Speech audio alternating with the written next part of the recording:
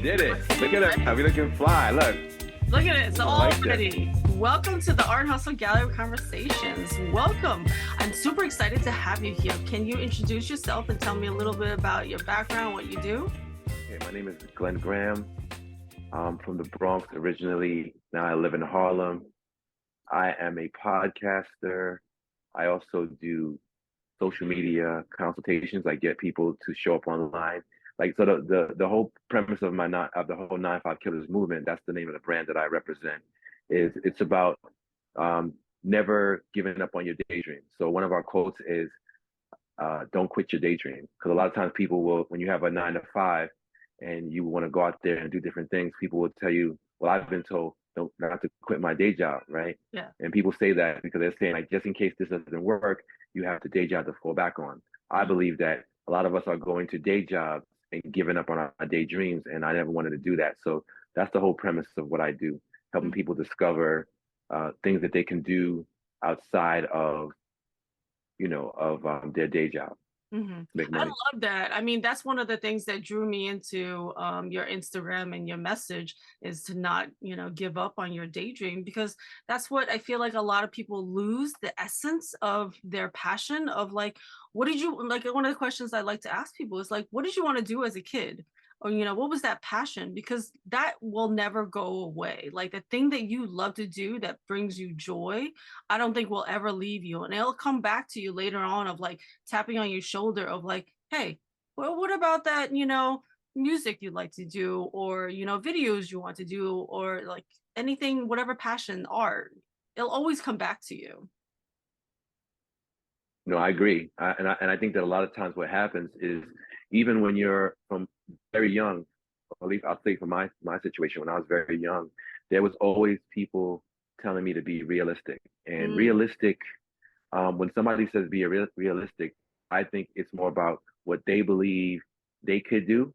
Mm-hmm. So there's somebody that believes that outside of what they see you as, like whatever you happen to be, it could be, for myself, young Black male from a certain part of the world, right? That this is going to be, they kind of judge you by what the surrounding is.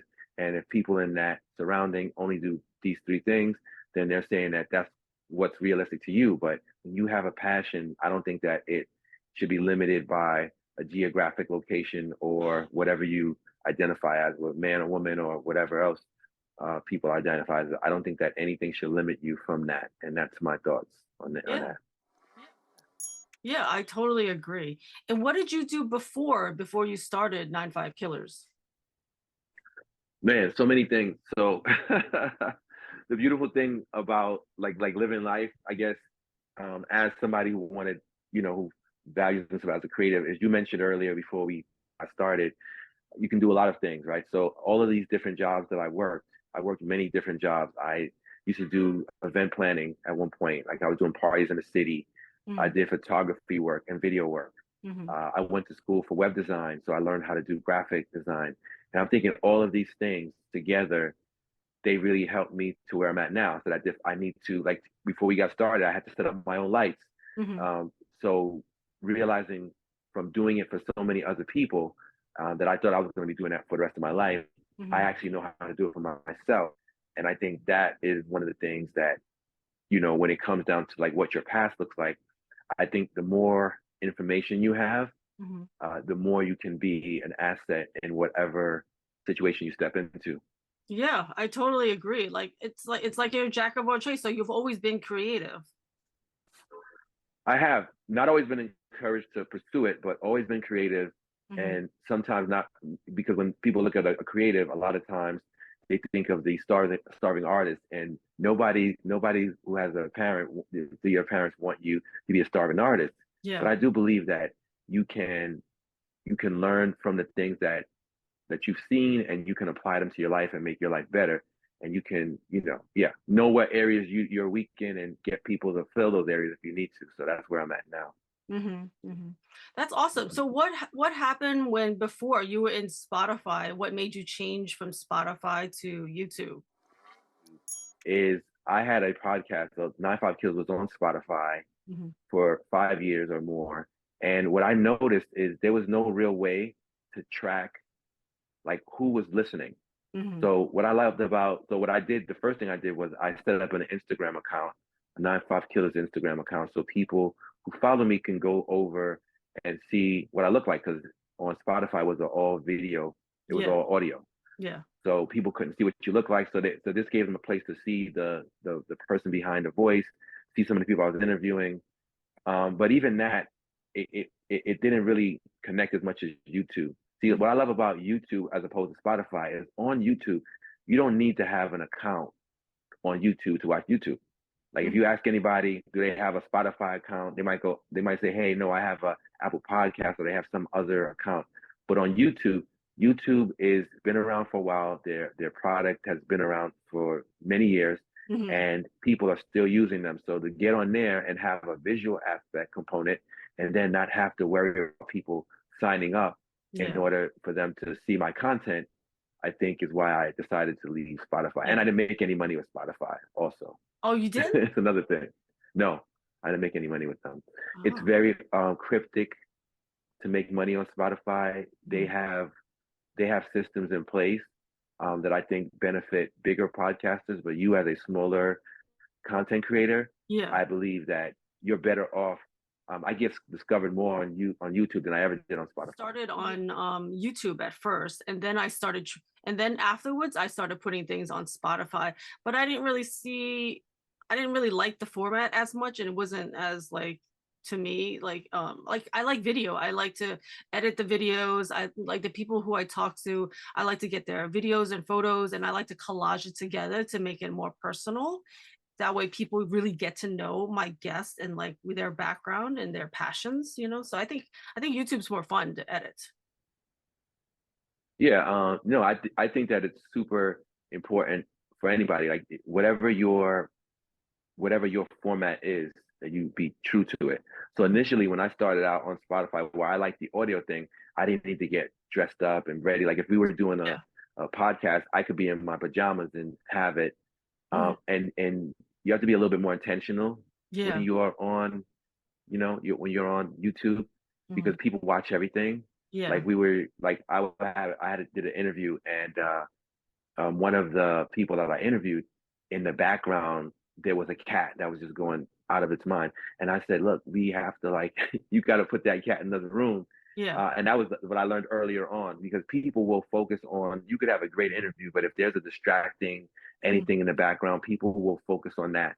And Yeah. so I learned quickly on YouTube, you have to watch what's happening. You have to be aware of your lighting. You have to be aware of your sound. Mhm. So much things I didn't have to worry about. So I was a little leery about jumping into the YouTube market, but it's worth it. You Yeah. know, but I can tell you right now, I have more supporters on YouTube in the last month than I ever did in Spotify in 5 years. Oh, wow. So that's, yeah, because when I look at the views, like when I look at the listens and the views, and on Spotify, I would have sometimes 100 people a month would listen to the podcast, and Mhm. I'm definitely having more than that on YouTube. I Mhm. definitely have like anywhere from 200 to 300 uh looking, on the smaller episodes that I've done, Yeah. and I just keep seeing the number increase. Yeah. And Spotify, actually the number decreases. So over time, the amount of listenership on your podcast Mhm. decreases, that I noticed. Let's say, so when I first dropped it, let's say I may have 100 people listen on Spotify, Mhm. and then it'll go from that maybe to like one a day or two a day, or sometimes one or two a week. Yeah. YouTube is constantly growing, and I'm getting out there and reaching a different um, market. See, Mhm. what I love about YouTube as opposed to Spotify is on YouTube, you don't need to have an account on YouTube to watch YouTube. Like if Mhm. you ask anybody, do they have a Spotify account? They might say, hey, no, I have a Apple Podcast, or they have some other account. But on YouTube, YouTube is been around for a while. Their product has been around for many years, Mhm. and people are still using them. So to get on there and have a visual aspect component, and then not have to worry about people signing up in Yeah. order for them to see my content, I think is why I decided to leave Spotify. And Yeah. I didn't make any money with Spotify Amazing. also. Yeah, I'm glad you moved over because, like, I feel like YouTube, I feel like they're helping smaller podcasters get their content out, and I like all the algorithms and the research and the data and analysis of everything that you can like look up from like what country somebody's watching, you know, all the information they give you. Yeah, they give you more. They definitely give you more data. But I like to look when I'm thinking of podcasts and Mhm, even what I do on social media. I think of the individual, like how to mhm, connect with individuals. Because at the end of the day, with all of this information that they give us, mhm. there's a person at the other end of the phone or the screen. So Yeah. I'm thinking about what are they interested in? What do they want to know? Like how can I uplift them? How Mhm. can I educate them? How can I entertain them? Some people Yeah. they don't really think about that. They think about like I don't worry about will it get viral. I worry about did you learn something? Did it touch you? Mhm. And when we focus on those things, I think everything else just kind of comes together, in my Yeah. opinion. Yeah, I agree. What are some tips that you would give out to somebody who's like up and coming and doing a podcast or getting into like social media, some of the people that you help? Yeah, my camera phone, like my phone, my laptop video is terrible, so that's why. Ah, Yeah, okay. I Yeah, feel I you mean, know, yeah, well, iPhones are amazing these days. So like to me, I feel they like are however you can get the job done, like people have no excuses these days. Like you have a no phone, excuses. you have marketing that you can do yourself with all the social media. There really is no excuse to like do stuff these I mean, days. sometimes having too many options could be overwhelming. I could see for somebody Hmm. because you have so much that you have at your disposal Hmm. that you sometimes get over inundated, like overstimulated with how much stuff you can do. Hmm. So you think because you have all the information, because you can do everything yourself, some people mistaken that for well, I can do everything myself. Like I can do my own lighting, I can do my own this, and then you end up um, getting in areas where you're not comfortable at Hmm. because you have the access to do it. Like we're thinking like we're going live. Remember before back in the day, you Hmm. had to be on a TV, you had to be on a TV show in order for you to go live with another person Yeah. via right a video, and now you can just pick up and do that on your. We're on our phones doing this. Yeah. Crazy, I mean, it's crazy. crazy. It's crazy. So I think it's great. I mean, like I started this podcast during the pandemic because I was Hmm. doing art shows before. So after pandemic hit, I was like, okay, well, I can't do the art shows anymore. How can I stay connected to all of these artists? And I kind of wanted to get all their stories of like what they did to push their art and push their hustle or push their business. You know, I wanted to get the backstory of how people do it. And then in turn, it helps other people who listen to this of like what motivated them, what helps them, what problems they ran into that I can give out tips and tricks to other people. That's great. That's great that you do that. That's similar to what I'm doing with the podcast. It is about finding out like why how people got their start. Hmm. Um, so yeah, definitely, Yeah, so that's what I mean. Like that's why definitely. I love to connect with other podcasters, you know, because that way, you know, what problems I ran into or what problems you ran into, you know, pros and cons of what you do. Hmm. I would say is study interviews. Hmm. I know a lot of people get caught up with the equipment first, but I Hmm. would say study interviews. If you watch how someone has set up an interview, one of the things that you're doing well, for example, is you're allowing me to speak. You know, some people you can get excited and you can ask a question and then not listen to the response. Hmm. So follow up is also another key factor. And Yeah. you learn that from watching interviews. You watch like people who are professional when they do an interview, Mhm. they give the guest a space to talk, and then they know when the talk when the guest is long winded how to interject and wrap things up. So that's a skill. Mhm. The other thing I would say would be um, not to chase big interviews. Mm. Don't chase like I'm telling me and it's hard to tell someone this because you're gonna look at this and say, well, why wouldn't I? Mhm. If you treat bigger interviews or what you perceive as a bigger interview with much more, that you go after them a little bit harder, you're willing to let them show up late. You'll do anything to have this person on there. You won't get the interview you want because they won't respect you. Mm. You want to treat every person that you bring on your podcast as an amazing guest, right? Mhm. And the ones that don't want to be there, you don't want to chase them down because what will happen is they won't be happy to be there, Mhm. right? And when someone's not happy to be there, um, they won't market it. So one of the things that a lot of podcasters fail at, so many, and so people on social media, is they think the interview is the most important part. It is a very big part. The biggest part I think happens after the interview. Yeah. How do you market the interview?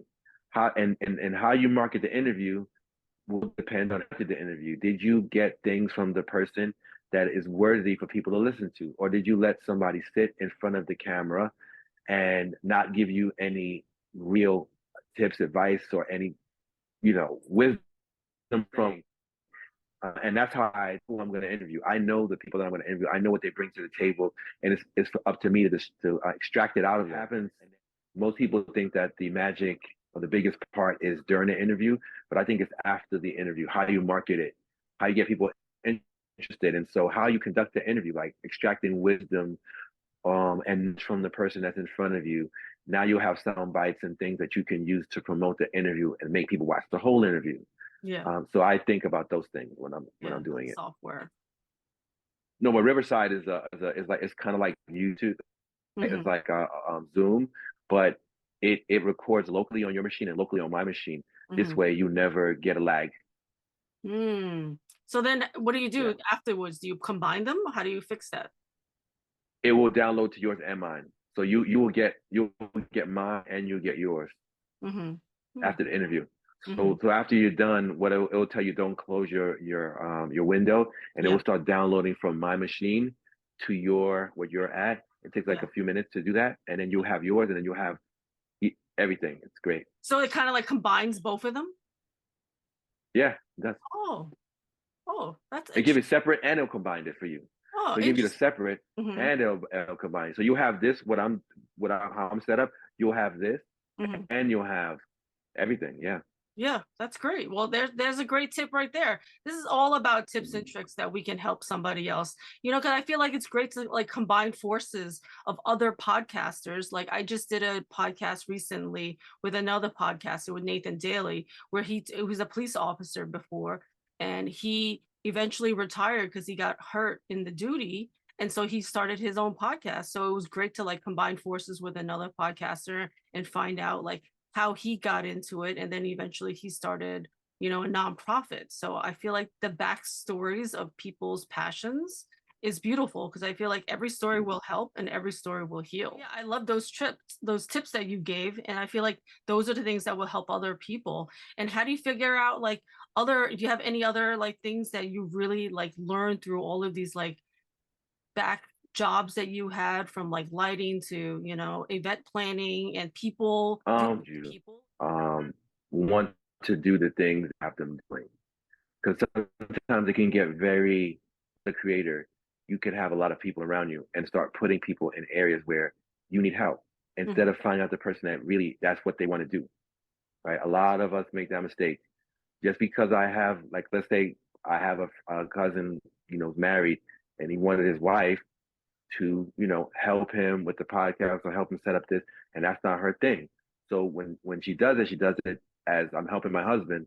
I'd rather have somebody helping me that wants to be there, that is not doing it just because I asked them, but they're doing it because that's their passion. So finding out what people's passions are is what I try to do. That's amazing. Like pulling it out. That's great. So do you have other people that's helping you with like editing, or you learn to do it yourself?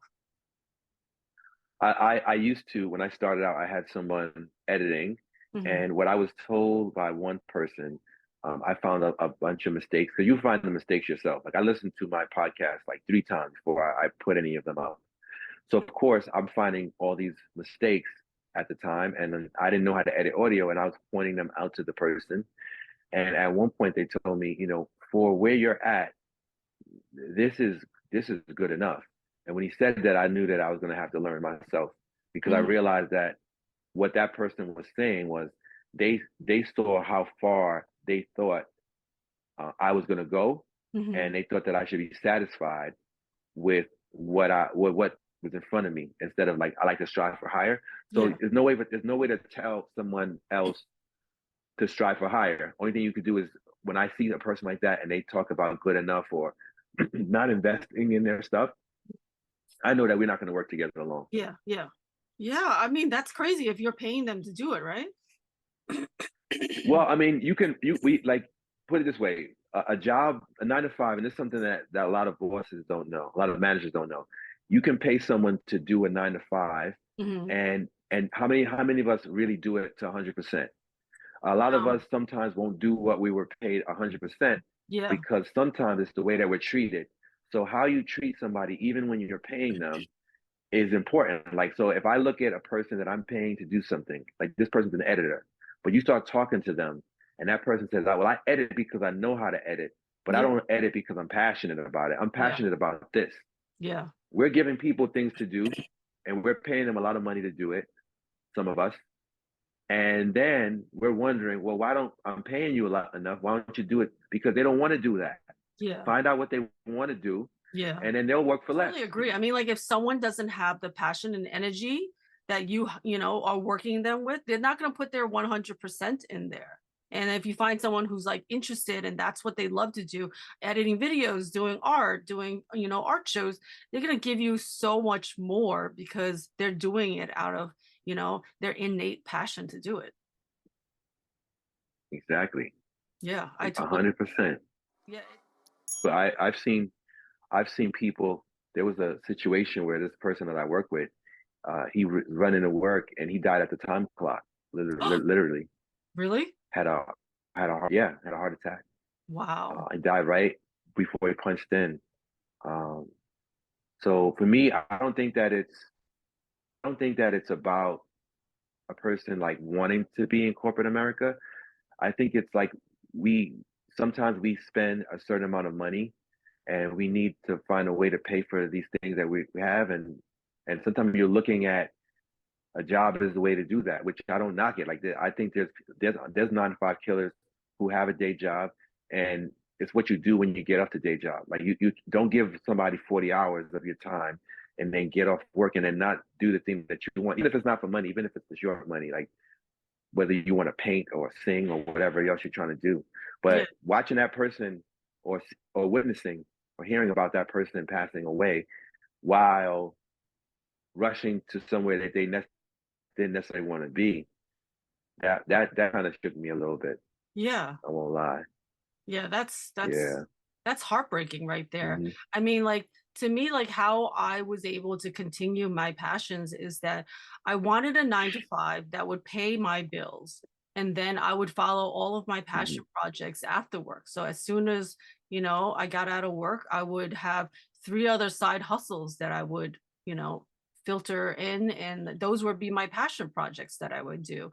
And that's how the podcast has been like a passion project. I don't make money off of this yet. Hopefully, I will be able to monetize this once I get like a good amount of like watch hours, but right now it's been a passion project of mine. Yeah. Well, I think that like, I remember when I first started my YouTube, like before I started this recent channel, I used to have that in mind as the key thing, right? Like, get to a point where I'm going to monetize. And now the difference in how I approach this is when you have somebody in front of you, if you can offer value, where there's so many people now, they're not offering any real value right Mhm. now. Like, we sound good. They find someone, they're talking on a podcast, their voice sounds amazing, but they're not saying anything of value Yeah. that people can glean from. So when we start focusing on the level of what we're doing, I think the money is a byproduct of that.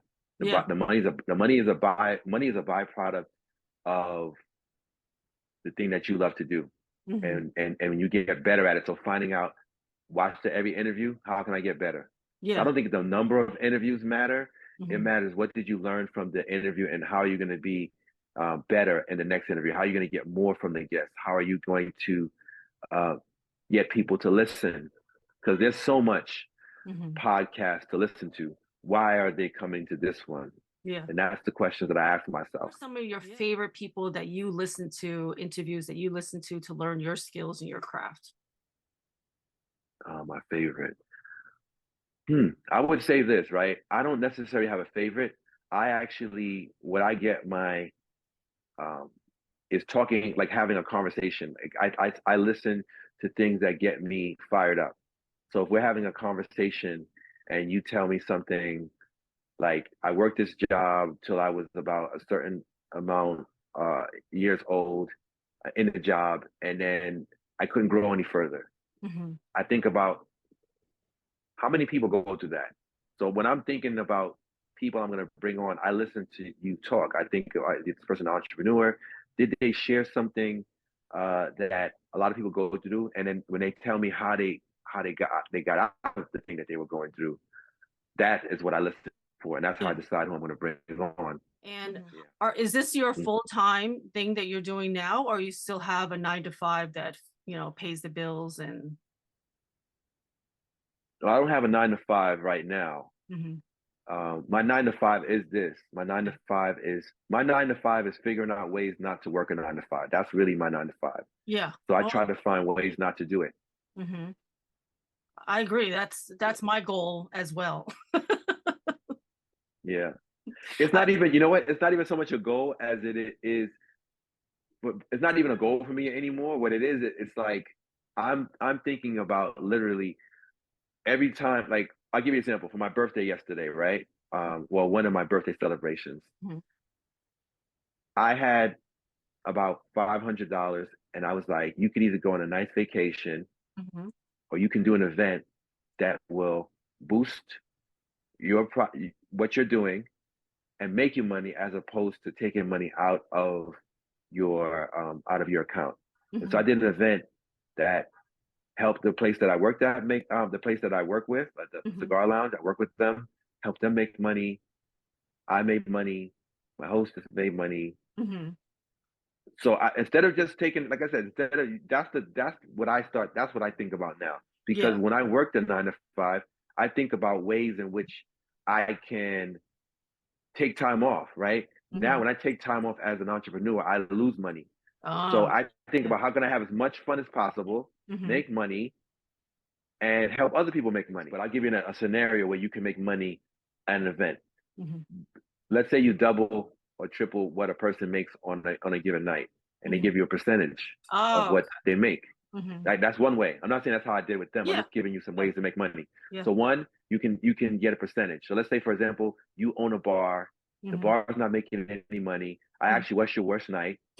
I ask you, what's your best night? Because that's two. There's two ways we can go with this. Mhm. So asking you what's your worst night, I could do something there, and if I could help bring up um, people coming, different types of people coming there, you making more money, that's a win. But we have to define what's the win, Mhm. right? What do we do on a busy night? You might have a busy night, and I will define that person. If you have a busy night at Mhm. a place, and I say I want to do an event on that night, they're like, well, why would we let you do an event on our busiest night? And you tell them, well, because I can change the type of guest Mhm. that you have. Let's say if you wanted, you're doing an event and you want more. Let's say, for example, more men there. Let's say there wasn't enough men, and I Mhm. say I could bring you more men, or I Mhm. say I could bring you more diversity of types of people, and then I go and I produce. We define what the win looks like first, Mhm. Mhm. and then you deliver on it. But you also, before you do any of that, you decide, well, what is it worth to you to do this, and you make benchmarks, and those benchmarks require you to get paid, Mhm. and that's another way to get it. So That's there's two ways: yeah. percentage and the other way. Mhm.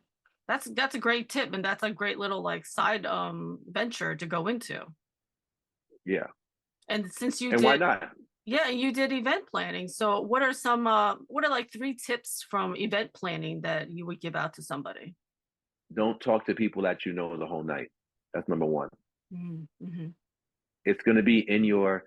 I would tell you that in general, as a rule, when you step out into the world, don't always just talk to the person that you know the most all the time, because you don't get to meet anybody new. Yeah.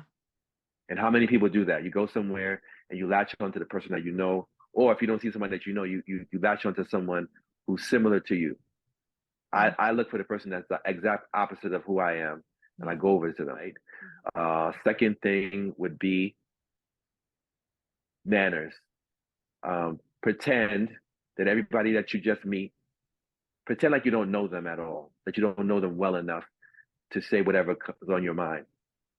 Too many times people meet somebody you get comfortable. Drinks will do that to you a lot. I've seen that. And then you forget that this is someone that you just met. And then you say something or do something, and right then and there, that's it for that person. So I would say think strongly. And I say this and I encourage people.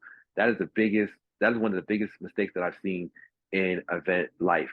You thinking that because you feel warm or you feel like this person is cool, you can do whatever you want or say whatever you want. Big mistake. And the third thing, what's the third? Make this a good one for events. Okay. The third thing is some people you got to pick up the phone and call them and remind them about the event. You can't rely on, I know we have a lot of tools. We got social media, we got emails, you got all that stuff. There's nothing like a phone conversation with somebody that you want there, expressing to them that their importance of being there. That's good. All right. Not everybody needs that, but some people need it. Yeah. What are 3 things that you think you could have done better last night? First thing would be to call more people. I didn't call. I was busy, so I'm not busy. I had a lot of things that I was taking care of, so it was difficult for me to do it. And like, I like to personally do it. I remember there was a time where I used to let someone do the calls for me, and I did it one time, and it was terrible. It was like, well, you tell Glenn when he's not too busy to give me a call. I want to hear from him. Oh, really? So I learned never to do that again. Yeah. I had a girl, I remember I would give her a list of people to call, and she started doing it. And like after the third call, she said people were like, not happy about that. So I never did that again. They're like, never no. let somebody. Yeah. There's certain things you got to do yourself. There's some things you have to do yourself. I learned that day. So one, call more people. I always say this, but and I don't think that it's anything I can handle any different. I'm gonna say it, but I don't even agree with it. I didn't talk to as many people as I would have liked to. I always say that because I'm so busy in making sure that everybody's having fun, making sure that I'm also managing people who may be offending other people. I have to watch them and make sure that any issue like that, you gotta make sure things are running. So you don't have time. You keep saying to yourself, I'm gonna talk to that person that came out for me. I'm gonna talk to that person that came out for me. And then before you know it, the night's over. Yeah. I did that to a bunch of people. There's a bunch of people that I think I could have spoke to more or at all. I didn't get I spoke to everybody. I did speak to everybody, but that I would have, like, there was I'll give you an example. There was a friend of mine. Shout out to my boy Scooter. He came by we went to junior high school together, right? And he came in. He doesn't really do cigar lounges, but he came in, and I was surprised to see him there. And I spoke to him for a little bit. Then he disappeared. I didn't see him. I didn't know he was outside because he doesn't do the cigar smoke. So when I finally got outside, I'm like, oh man, he's outside. Yeah. And then I took a picture with him. But that's an example of somebody that could have gotten away. If I would have not went outside, I wouldn't have seen him standing out there. Yeah. So yeah, there was a third. A third thing would be don't be so hard on yourself about everything. Yeah. Because a lot of times, like, we want the best for ourselves and others, right? But we are more lenient towards others when others don't hit a mark. But when it comes to ourselves, we do what we're talking about right now. Like, this could have been better if only this would have been here. I think it was perfect. The night was as perfect as it could be because it was what it is, what it was supposed to be. And then I learned for next time. But if I sit here and I grill myself on what I could have done better, I'm never satisfied in the wins that I do have. So I have to celebrate the win, and then I have to later. So I'm in celebration mode right now, and then later on I'll go into refinement mode, but not into criticizing mode of like, yo, you should have did this better, and why didn't you do this? That's how I used to talk to myself, and it's not a good way to talk to yourself. Yeah. I agree, because like when Yeah. like with the second tip that you had said, I do that. I see that as well. Like when I'm hosting an art show, it's Mm. so crazy because you're like making sure, these people are okay, or the lighting's good and security's good and the art's hung up good. Like I'm so crazed that I feel like I have to remind myself to slow down for a second to like enjoy and talk to people and take a second to like see what you've created and enjoy it, So no matter, Yes. the things that you could have done better, you did the best you could at that time and be grateful and be present. So yeah, it gets crazy, but no matter what, you did it, you took action, you created the event, people had a good time. So no matter what, you still had a win there. Right. But sometimes you could get so caught up in what you didn't do right that you don't enjoy it. And I've seen that to too Hmm. many people that I respect. I've seen them not be happy with where they currently are because they keep saying that it could have been better and they don't Hmm. enjoy the time that they have. So I know that you have to give yourself grace. Otherwise, you won't be able to give anybody grace and you won't enjoy yourself. So I enjoyed myself last night, Yeah. and I wasn't even focused on what I could have did better. I Yeah. was just focused on did people have a good time, and I had a blast. Like I had so much fun. Hmm. Yeah, I had a great time last night. More that's how many more birthday bashes are you doing, and what's your next one? I have one I'm gonna do downtown on 27th. I found this really beautiful spot in the Flatiron district, and it looks very Gatsby enthused. So it has that very, it's really fly. Hmm. And so I want to just invite some friends. We gonna get dressed. We go there first, and then after we might go to karaoke or shoot some pool. But I'm gonna line something up, Hmm. and I'm gonna find out. I'm gonna take a consensus of like what people's schedules look like, because I like the weekday.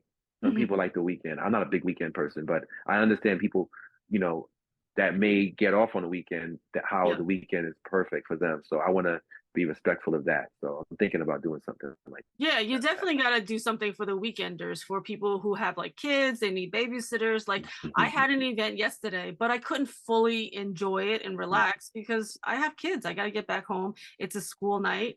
So I Oh, can't, really? yeah. So to me, like I can't You fully, have kids? yeah, I have two kids.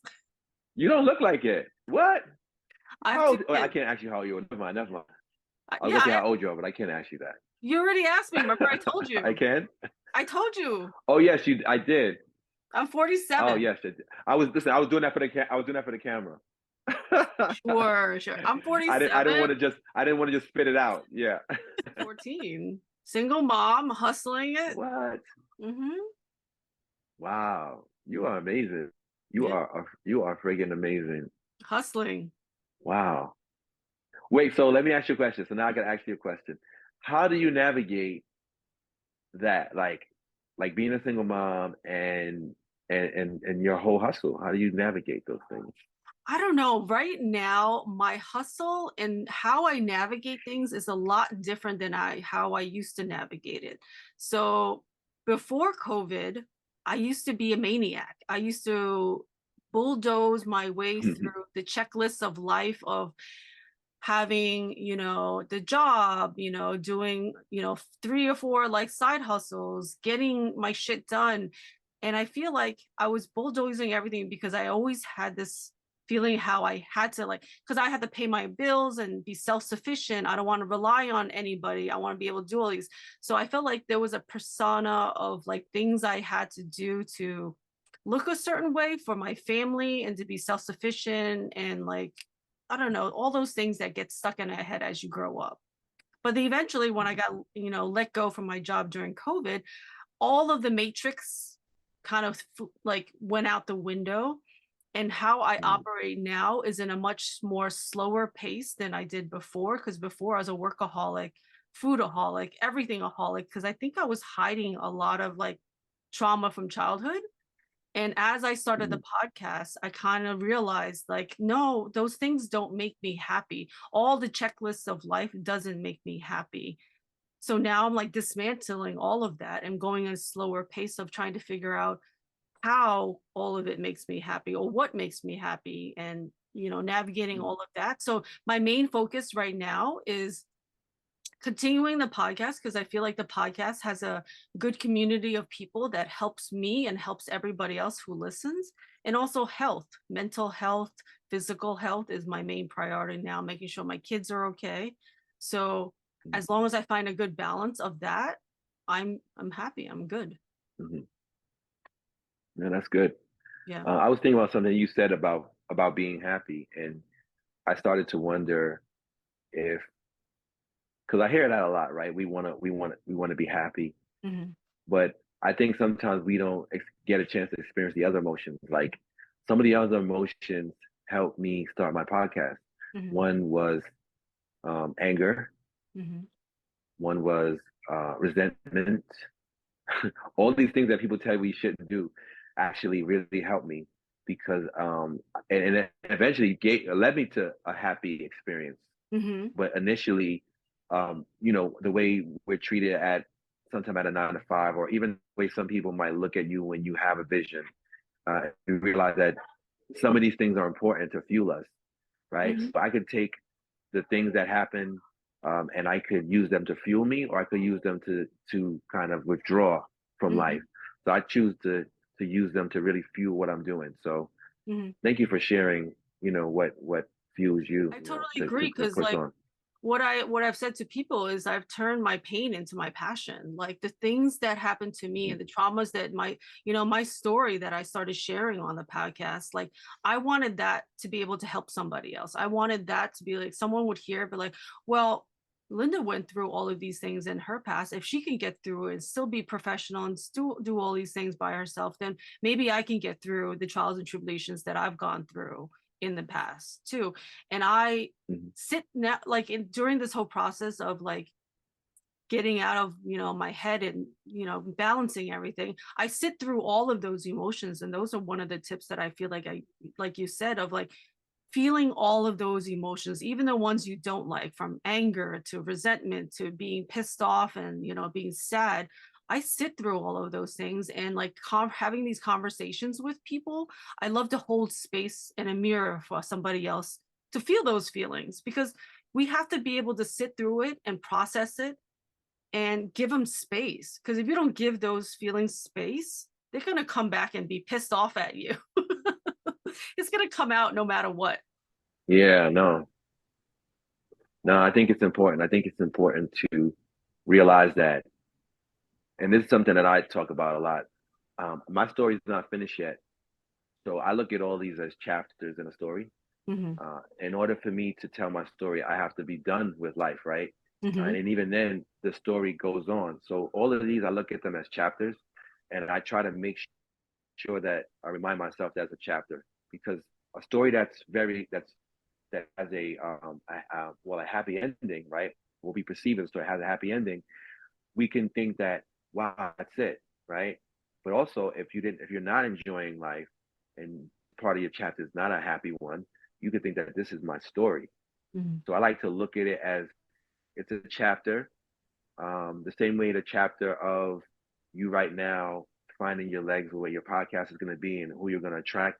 That's just a chapter in a book, Hmm. and then we're going to meet again, and your chapter will be, now this is what you do full time, and you're totally gonna be past this point. So we're just going through chapters, in my opinion. I like that. I like how you say it's a chapter, because people get stuck in parts of, situations Story. they're at and get really like down Yeah, and depressed. yeah. I've seen, and sometimes people get angry when I tell them that, especially when people have books and stuff. Like I met a 20-something-year-old. They had a story of all these things that happened to them, right, growing up. Whether it was physical abuse from their parents, all types of stuff. And I said, why would we take a majority of the worst thing that's ever happened to us and say that that's our story? Because Mhm. what happens is you take that story and you take it year to year, right? But you're not that little boy anymore, or that little girl that was abused all those years ago. Mhm. What happened in between? And I think that's what people don't understand. What happened between that was a chapter. It might have been a very big chapter of your life, Mhm. but it doesn't have to be the chapter that you only focus on. right? We can choose which chapter. Like, how many of us go back and reread a chapter or watch a partner movie or Yeah. quote somebody? We don't quote the whole movie. So I think that some of us are walking around with what we believe is our story, but Hmm. they're just a chapter in a book, and you've been stuck rereading that same chapter so long that you believe it's your whole life, and it's not. You have Yeah. so much more to accomplish and to get out there in the world, but you're so stuck in what you believe is your story that Hmm. you don't ever grow from it. You just stay in that same chapter. So Yeah. you die in that chapter. Yeah. Yeah. It's like, what story are you telling yourself? Hmm.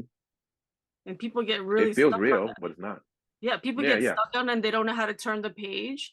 And technically, you could rewrite the whole, next chapter, be a whole new you.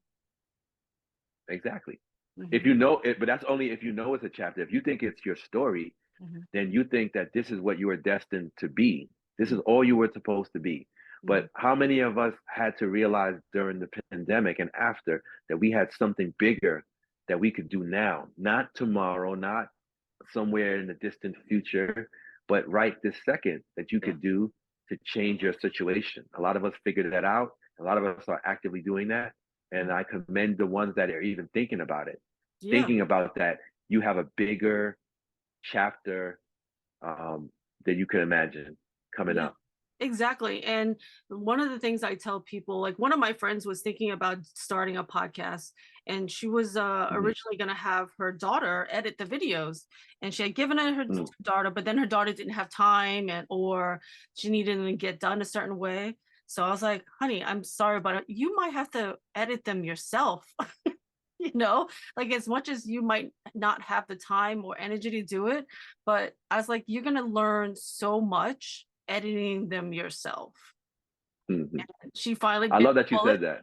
Yeah, she bit the Yeah. bullet, and she started editing herself, and she put the podcast out. She didn't get stuck on like all the nuances of lighting, background, and all of it. And I was like, listen, Mm-hmm. I started my first podcast in my bedroom because that's where I was most comfortable, and I aired it. So you can see the first podcast I did in my bedroom to where I am now, and you'll see the whole process of me not being able to talk as well, not being comfortable in front of the camera. But to me, like, I love seeing the whole process because you see where someone came from. It's not all like beautiful in the beginning. You see all like the grit and everything. So I feel like that's important to show the people the process sometimes.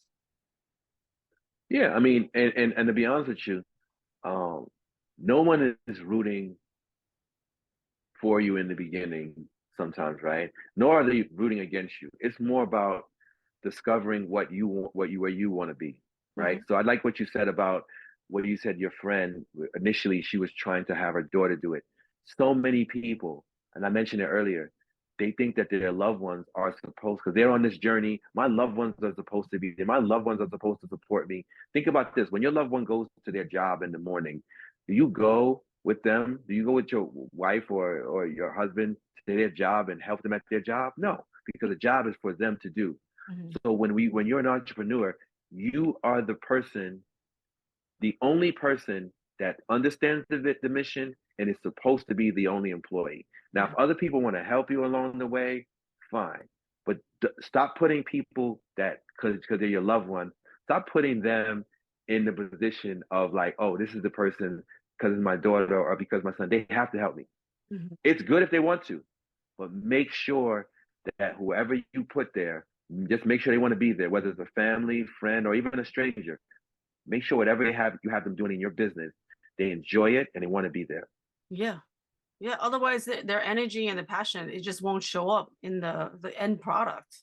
So yeah, she finally Yes. bit the bullet. She started editing them, and she's learned so much through the process of it. And she's doing it, and she's doing it. She's getting better as she does more. So it's great to be able to, help her see, like, just take action. That's what I feel like a lot of people also need to just get over. Just take the action. You'll learn, and you'll like get better at each one you do. You'll learn, like, oh well, I'll watch that one, okay, well now I can do better, or I can do it something differently, but just keep doing it. Yeah. But like you said, the main thing is being honest with yourself and trying to go for better. Mhm. Like I can't tell you. and this kind of drives me a little nutty. A person wants to get a certain level in their business, and then they don't want to invest in it, right? Now, what does that look like to me? Imagine going to a job and saying, I want the manager's spot, or I want the boss's spot, but I'm unwilling to go to any continuing education. I'm unwilling to show up at the job and do a little bit more. So Mm-hmm. I don't do anything Mm-hmm. in my personal life that is see as it goes. Everything that I do is to the best of my ability. Instead of buying stuff, like I'm not even buying stuff for myself, like outside of my, what I'm doing. Like, let's say if I want to buy something, I go, how can I create something that I can sell? Mm-hmm. I'm not going to the store and saying, "Oh, I will buy from a another entrepreneur." Like what I'm wearing, this is from an entrepreneur. This is Mm-hmm. from a woman that actually this beret. She actually also so this is a guy, I forget his name, but this is Maurice Beret, and she is in Paris, Mm-hmm. and I am one of their brand ambassadors. And when somebody buys something, if they use 95 killers Mm-hmm. in the code, they get 10% off. Affiliate And marketing. I need to get into that. affiliate marketing. Yeah, that's called affiliate marketing, Yeah. right? And also just boosting our friends, right? Bowler Mm-hmm. hat. Love to wear. The woman that made that hat for me also just wrote a book. Ooh. So she rediscovered herself and wrote this book. So I'm in the process of reading. It's her memoirs, and it's called Pocket of Pain, I and love the her name is title. Lady Warfield. Mm-hmm. Pocket of Pain by Lady Warfield. Check her out. But anyway, she was my hat designer. And so when she decided she was going to write a book, at first I'm like, book? Like, you know how to do hats. I don't know what you, but when I'm telling you, I'm reading her book, it's about, her growing up. And it's very interesting, very good how she read it, how she wrote it. She had professionals. I mean, the quality of it, it's like anything that you can buy from a bookstore. And I'm super proud of this lady because one, she's a 9 to 5 killer, number one. Two, she love her style of hat. Like this is a person that pivoted from designing hats to now an author. So Mm-hmm. there's nothing keeping us in a certain place, Yeah. right? We decide what we're gonna do. We decide how far we're gonna go. But the reason I bring up her, for example, is I've had people write books and have not given it this type of, I mean, the spelling in it is good. Like she's got an editor to check it out. She's had friends. Mm-hmm. The quality of the book, everything that you could think of was top notch. So I had no problem putting my money down, Mm-hmm. right? But the problem that we have nowadays is people are creating products and services and not giving their 100% and still wanting us to pay full price. We have to stop that. Mm-hmm. We have to give people, you want people to buy, give them 100% of everything you have, Mm-hmm. and then they will buy. Mm-hmm. You know, give Mm-hmm. it some love, give it some attention.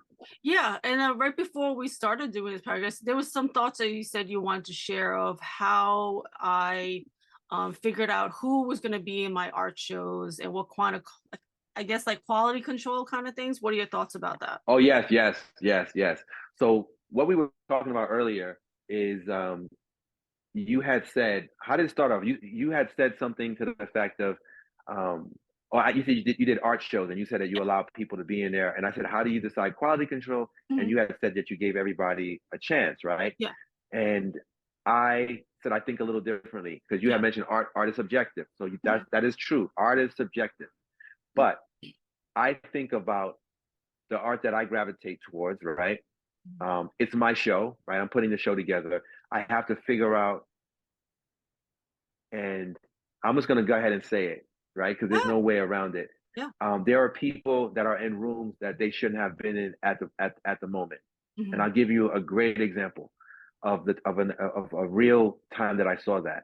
I was doing photography, and there is a guy who I know. He had been doing photography before me, and so I'm not saying that I'm better or worse than he is, but I'm going to say this: he hadn't really understood the fundamentals of photography yet. His Mm-hmm. lighting wasn't good. His images were overexposed.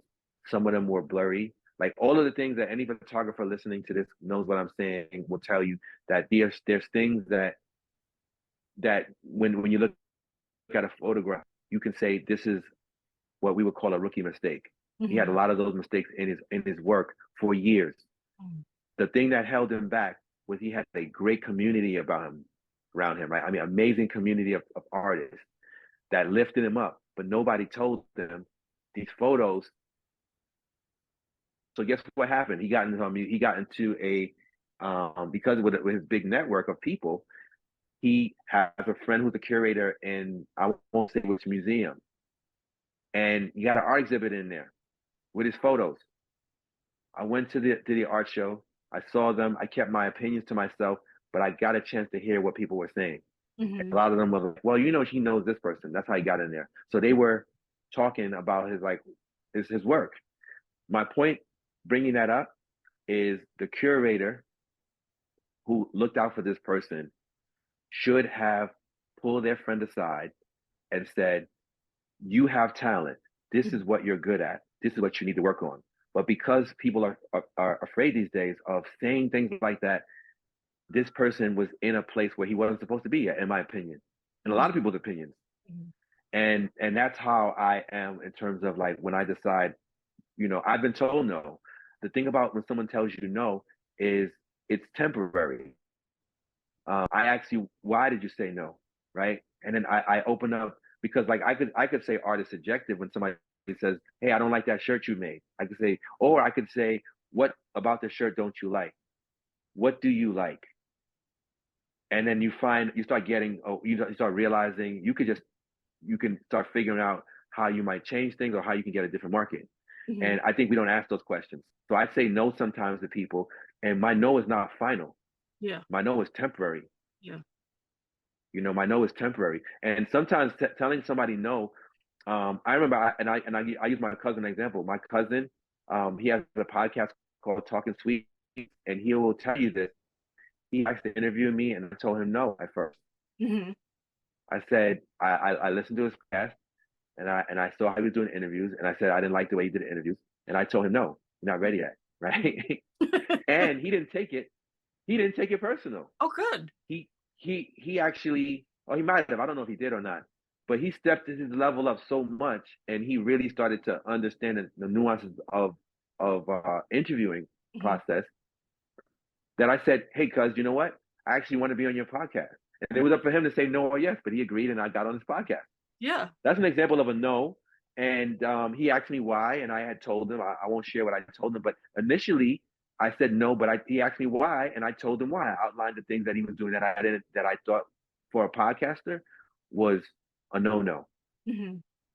And he was like, he changed some things, some stuff he left, but from what I could see, I thought it brought his level another way. It wasn't going to hurt me anymore because the way he was doing it before, I think would have hurt my image and his image. So Yeah. I'm thinking about protecting my brand. So it's Yeah. not personal when I say no to somebody. I'm saying no, but it's not because you're not a good person. And I think a lot of times when people hear the word no, they think you're saying that what they're doing is bad Mhm. or that it can't be improved. I'm Yeah. just saying that I'm not ready to be on there from what I can see right now. Yeah. And I think that it's good to say Yeah, I no. totally agree. I totally agree with that. Mm-hmm. When I did my art shows, it worked out. So I had like different levels of artists. So I had the high ends, I Mm-hmm. had the middle, and then I had people who were coming up. So the collection and collage of people worked out. If I had a different feel of it, I probably would have been more selective of the theme. But the theme of mine was it was like controlled chaos. So it worked out in that setting. Mm-hmm. And I agree with you of Yeah.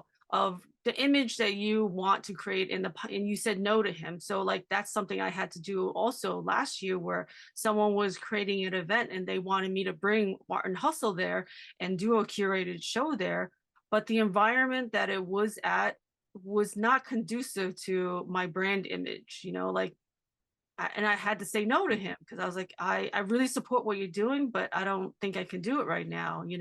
And that worked out because later on, last night, my friend did an event and then he had it at a catering hall. The environment was much better. It presented a much better, you know, overall feel that I would be Yeah. able to represent my brand in a proper way.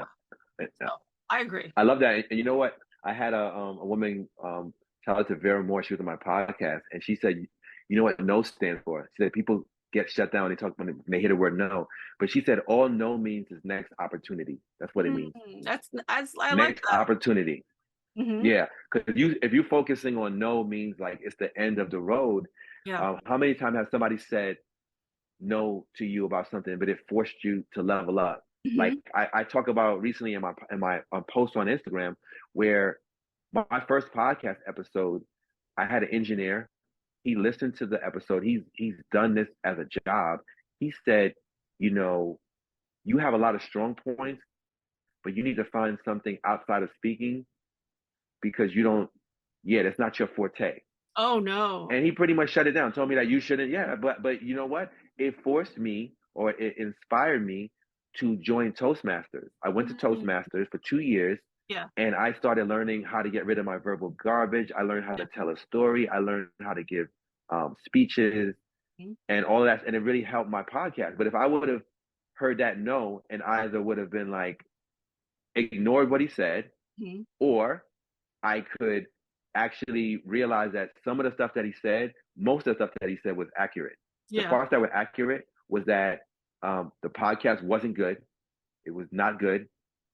But the part that he was wrong on is telling me that I should give it up without trying. Mhm. That I disagree with. Yeah. Nobody could tell you, and I had this talk a lot with a lot of friends um, that they believe that some people are made for something. Like I got a friend who told me like there's some people who are supposed to do something and they can never get as good as this person. And I believe that that type of thinking is for you to decide. It's not for Mhm. me to tell you Mhm. your limit. You tell yourself your Yeah. limit. Nobody's gonna tell me my limit. No one's gonna tell me Exactly. that I can't get better at something because you don't believe that I can get better at it. And the moment you believe a person, when a person tells you that, it becomes reality for you. Mhm. You'll never do this because you are too short. You'll never do this because you're too fat or you're too skinny or you're too old. The moment it only becomes true when you believe it. Mhm. It doesn't become true because they believe it. I don't get mad. I didn't get mad at my friend who told me that either. I'm telling you that it was something that I needed to hear to get off my ass because I could have been doing a podcast for years not knowing that I was terrible. And how many people's going to tell you that you're terrible Yeah. that know you? Not many people. Yeah. Yeah. I So you totally need agree. that person. Yeah, you need that person to give you a little bit of that brutal honesty, so you can get better. Yeah, he was brutal, and also it challenged you also because somebody telling you that you're not good at something and you should figure out something different, right? If you do it, the thing, you make it true, right? I don't care who you manage. I don't care what you've done in your life. Another person cannot look at you and tell you what you're not going to do, but you. Because when you allow somebody with that type of energy and power to do that, you're allowing someone else to run your life that has no uh, connection with the consequences of what those actions will do to you. Like Yeah. if you don't pursue your art and you're always angry because you didn't pursue it because your parents told you not to do it, you will be an angry father or mother eventually Yep. that will do the same thing to your child. You'll limit their what they're going to do with their life because someone limited you. And I don't want to be that person. I don't Yeah. have children, Yeah. but we do come into contact with people, and we have to be careful not to carry over the garbage that somebody laid on us, taking it to a next generation or a next group of people. I don't want to do that. I'm not going to do that. Yeah, I totally agree. Like anybody who has some sort of passion to something that they want to do, or even if they're trying and they're not that good at it, well, I still encourage them, like you give them encouragement of like, no, just keep practicing, you'll get better, keep practicing, do some more research, take some classes, go to YouTube University, which I did during the pandemic. Anybody who has no money, YouTube University. There's so much content out there that you can find and research and get better at your craft, and you don't even have to pay for it. There's so many like side hustles that you can do. All of it's out there. Mm-hmm. Just gotta take charge of it and just keep pushing. Yeah, and it's the language that we use. So one of the language that I use, right? Because I heard you say it, right? Even if you don't have money, I want us to change that language. We have money. It's what we spend it on.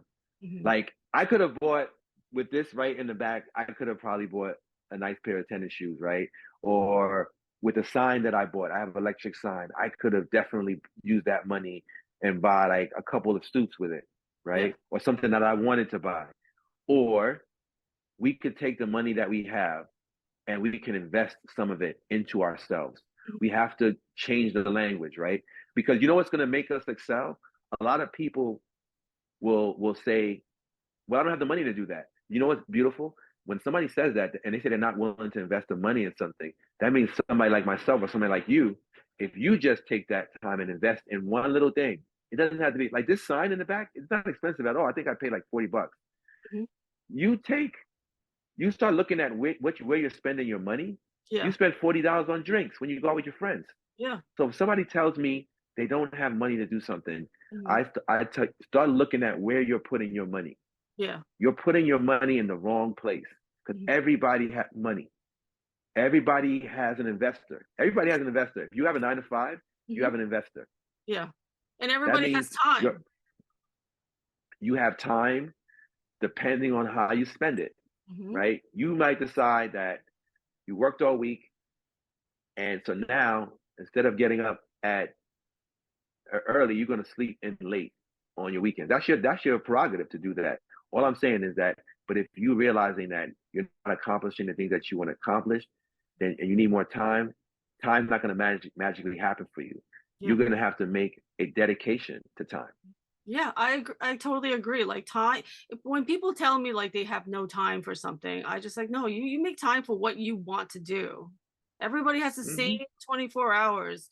You know, it's saying you have no time for something is an excuse because you can make time for everything and get stuff done and Yeah. do all of that, you know. And also same thing with, yeah, I agree with you of the money because like, are you buying your Starbucks every day? Are you buying your lunch and spending all your money on drinks and going out and getting this new outfit? Like that's where you're putting your money on. So if you actually start cutting those things and investing it into assets instead of liabilities, then you can get further. Yeah. I like these headphones, $200. Hmm. I lost them before. That's $400 for headphones. Hmm. So picture me telling you I can spend $400 on headphones, but I can't spend money on something that's going to help me, something I say that I'm passionate about, going to take me to the next level. Yeah. We got to spend. We got Yeah. to spend, and guarantee you when you spend, the level goes up. Hmm. It's the only way, like in my opinion, Yeah. um, to really bypass. Like there's people doing stuff, and you ever wonder, you think from 1 minute to the next, how did that person go from here to there? Hmm. They were willing to sacrifice. And I'll tell you what I was willing to sacrifice on.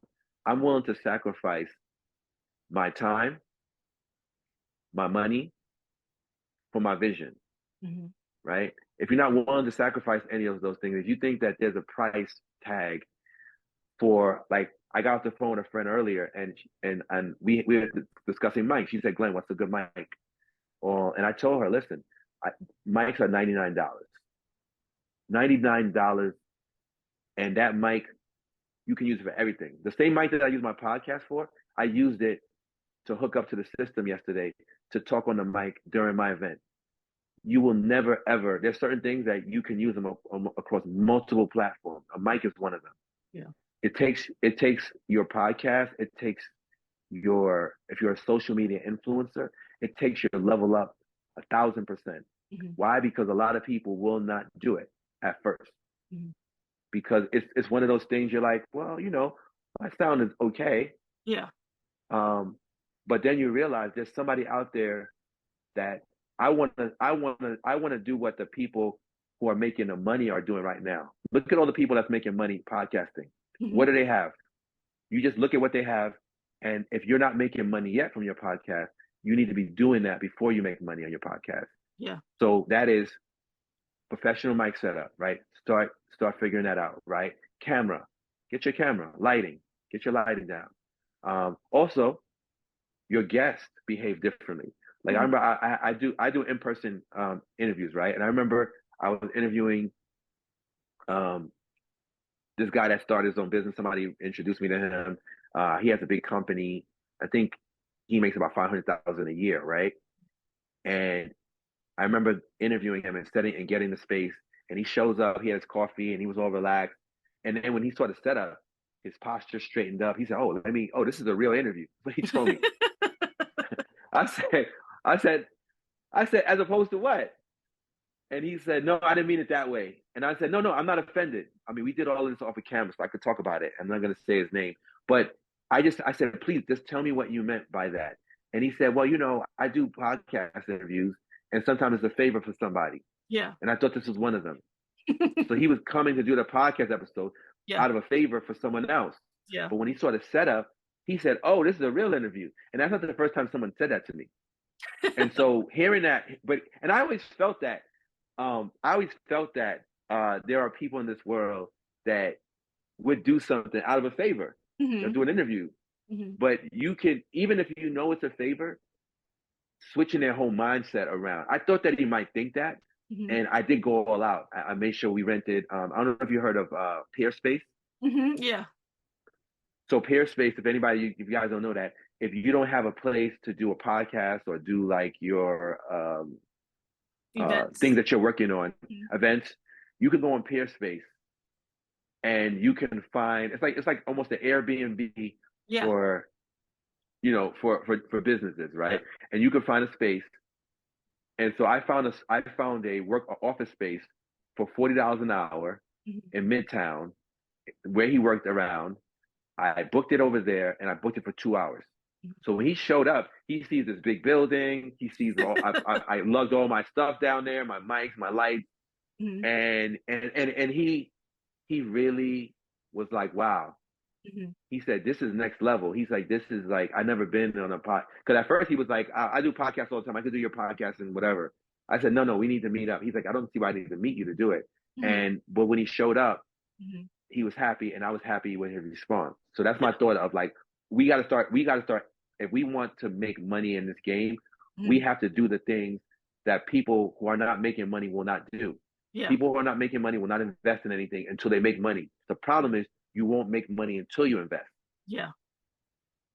You're not going to make money and then invest. I like when people tell me, well, I'm not going to make any money and I'm not going to spend any money, Glenn, until I make money. Backwards thinking. You have to invest money. Like, you got to, in order to gamble, right? You got to put up money. You can't say, I want to make money first and then I'll put up money to gamble. You have to actually take money out of your pocket, put it on a bet, and then make money. And that's what you got to do with your business. You have to invest in yourself first before people are going to start taking you seriously, and you're going to start getting those opportunities that's going to lead to bigger money. Yeah, I totally agree. What's your next 5-year plan? I tell you, I never had a 5-year plan. Anybody that had a 5-year plan and lived through the pandemic will know what I mean.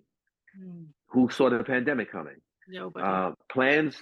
There's a quote, and I'm not a very religious person. It says, man makes plan and God laughs. I don't care what your plan is. It's nothing until it's implemented.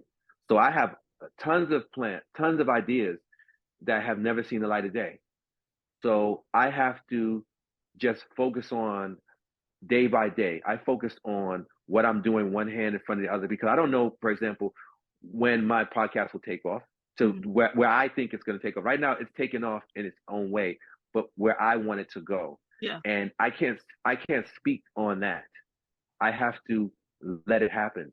Yeah. I have to do everything that I'm doing. Like, I got to do these interviews. I do interviews with other podcasters like yourself. I meet people in different genres, right, who are doing similar stuff that I'm doing.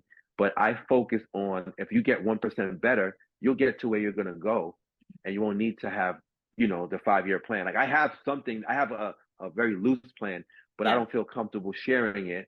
But I will say this: the one plan that I will share with you is that I'm getting better every day. That's the one thing I can promise you, that I will focus on getting better every day, meeting new people, and also the money and everything else is a byproduct of what I love. If I continue to do what I'm doing and not focus on when something's going to happen, but allow myself to get better and better and better and better and better, I will reach where I want to reach eventually. Keep crafting your art and keep hustling. Yes. I love it. Thank you so much for stopping by today. And I appreciate you taking the time and giving us the people of Art and Hustle these tips and tricks, and keep doing your podcast. I love it. Thank you so much. Thank you so much. And also, before I go, the podcast, once again, is on YouTube, 95 Killers. You can also find me on Instagram at 95 Killers. And our motto is don't quit your daydreams, because once you quit your daydreams, then your days will be longer. Mm-hmm. I love So it. keep focusing on that. I love it. Thank you so much. I appreciate it. Have a good day. Thank you. Wait, can I take a screenshot of this before you hang up? Take a screenshot. Yeah. Yeah.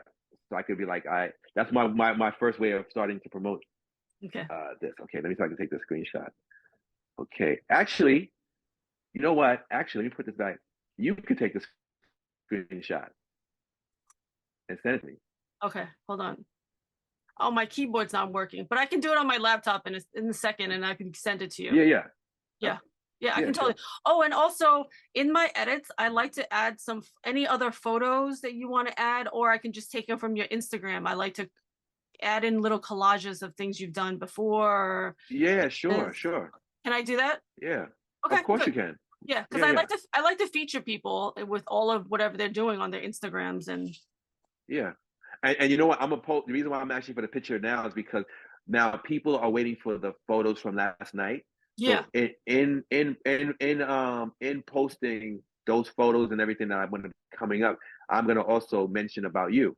So okay. Showing people that we actually So if you get a photo of us side by side, like with how it looks. No, it doesn't work. From here? I was trying to see my phone. No, that doesn't work. Well, you know what you could do when you download. Sorry, let me put my thing back on. Hold on. When you download, sorry, give me 1 second. Allow 1240. Sorry. When you allow, I guess once you are download this thing, just do me a favor. You quickly just take a screenshot of us together. Text it to me, and I'll put it on my Instagram so I could put it in my media, because now a lot of people looking at who didn't come and did come, they're looking to see themselves and they go, oh, he's working on this now. Yeah. So. Oh, okay. Yeah. So I'll send it to you in the next half an hour. Yes. Take your time. Take your time. Thank you so much. It's great chatting with you. Perfect. Yeah. I love it. I love what you're doing. Have a good one. I love your message. Have a great day. You too. All right. Bye. There we go. Yeah. Oh, look, the lighting in your background looks great. We back. It looks better.